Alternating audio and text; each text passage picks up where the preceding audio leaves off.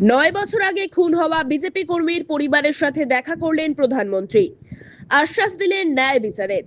9 বছর আগে 2017 সালে দক্ষিণ চব্বিশ পরগনার বারুইপুরের সাউথ গড়িয়ার বাসিন্দা সৌমিত্র ঘোষালকে পিটিয়ে খুন করে গ্রামের একটি সুপারি বাগানে দেহ ঝুলিয়ে দেওয়া হয়েছিল।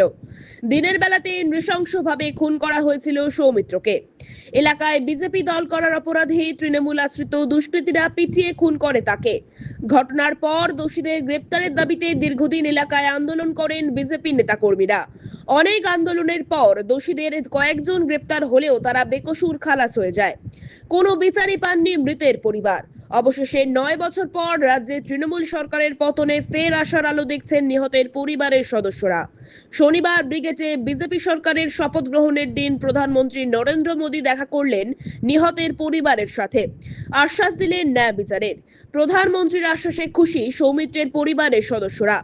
তাদের দাবি সরকার বদলে তারা খুশি, আর প্রধানমন্ত্রী যখন আশ্বাস দিয়েছেন তখন নিশ্চয়ই বিচার পাবেন তারা। ছেলের মৃত্যুর পর থেকেই শোকার্তমা বনলতা ঘোষাল। বয়সের ভারে এখন আর সোজা হয়ে হাঁটাচলা করতে পারেন না, তবে এখনো তিনি তাকিয়ে ছেলের খুনিদের শাস্তির দিকে চেয়ে। বনলতা বলেন, ঘটনার দিন দুপুরে বাড়ি থেকে বেরিয়েছিল, কিন্তু আর বাড়ি ফেরেনি। ছেলে ওইদিকে গেল পার্টি করতে ওইদিকে তারপরে শুনতে পেলাম যে মারা গেছে। আমি তখন এই বাড়ি। কোন পার্টি করতো? সেই মোদি পার্টি করতো। আচ্ছা, তো কিভাবে পাওয়া গেছিল ওর দেহ? ওর দেহটা গেলে আগে সবাই মরে গেছে, আর আমি যাচ্ছি, আমার যেতে পারিনি। তারপর 5 জনে সবাই বললো যে সর্বস্থায় মরে গেছে।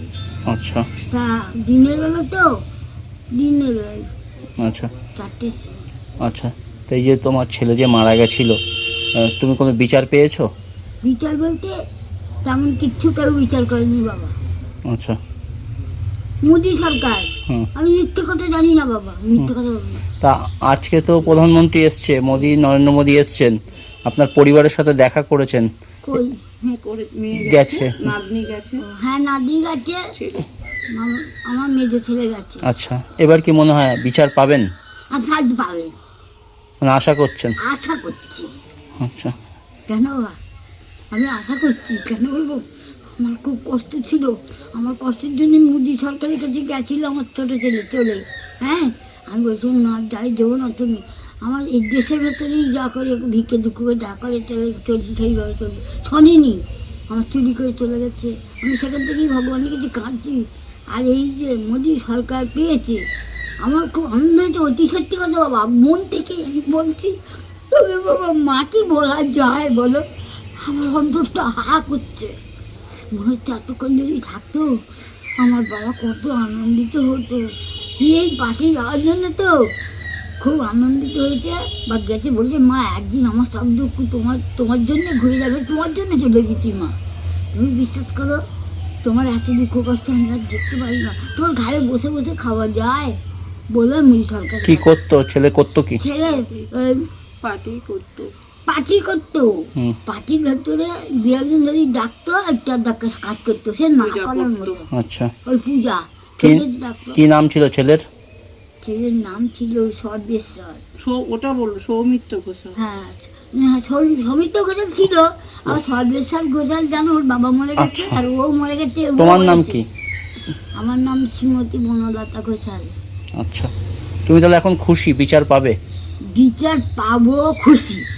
কেন বলবো, আমার দুঃখ নিবারণ করতে আমার বাচ্চা যখন চলে গেল, যেদিন থেকে চলে গেল বাবা, সত্যি কথা বলছি, খুব দুঃখ আমার জীবনে সেদিন থেকে। ওইটা আমার ছোটো ছেলে। হ্যাঁ, আমার অনেক বাচ্চা কাচ্চা এই বছর 8 বছর হয়েছে তো। তা আমি ভাবলাম, ও আমার দুঃখ ত্যাগ করার জন্য চলে যাচ্ছে, অনেক পয়সা ইনকাম হবে, যাকে আর কি করব। বড় হয়ে গেছে এখন, 15 বছর বয়স হয়ে গেছে, আস্তারি ধরে রাখা যায় বলে আমি মনকে প্রবোধ দিয়েছিলাম। তার জন্য মারা গেছে, ওই ওই ওই যেখানে মেরে মারা গেছে, আমি সেখান থেকে পুরো পাগল হয়ে গেছি।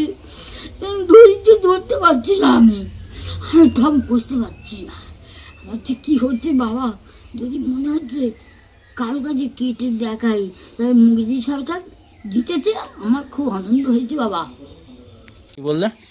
এইবারে আমি পুরোটাই বিচার পাবো, কারণ আমি তখন খুব দুঃখগ্রস্ত ছিলাম বলে আমি ছেলের বিচার পাইনি।